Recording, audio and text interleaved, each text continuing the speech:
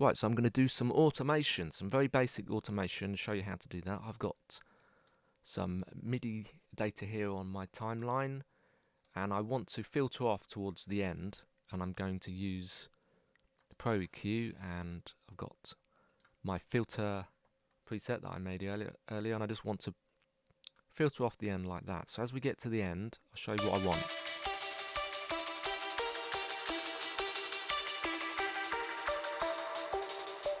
Something like that, okay, and I want that to be recorded into my arrangement on the timeline as automation data. And to do that, I stick it on latch. You can do right, they're basically the same thing, but the problem is if you're in a loop, when it comes back it will erase over what you've just written.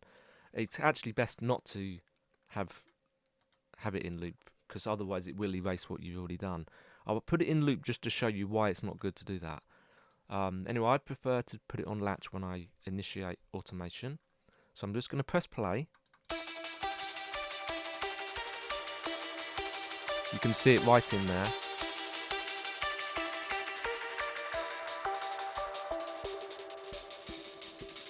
Now look, when it loops back, it started to put information at the front of the bar, which I don't want.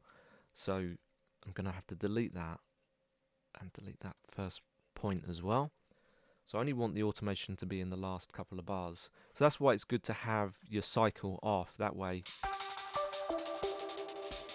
it will just go straight to the end. And we want that one off as well.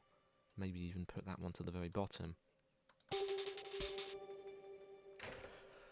Right, so once you've done your automation, you then want to stick it on read. Otherwise, whenever you do any more EQing or something, that will add automation, and you don't want that. You know, for example, if you were doing, because you can automate any parameter plugin, or for example, this channel. I would say I want to automate the volume of that. I stick that on right or latch, play it, and then it's adding another layer of automation now. Now I didn't do much on that, so I can actually edit the points to get them exactly as I want, and I can add like a curvature to it and make it nice and smooth. And I'll just do that on the very end there. Now look what's happened. I did a nice edit, and because it was on right, it's written over. That's why I prefer to use latch.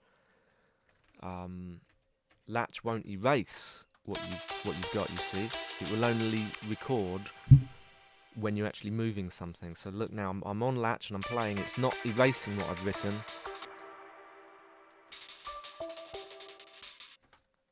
And if I wanted to, I could add some volume automation just by doing that.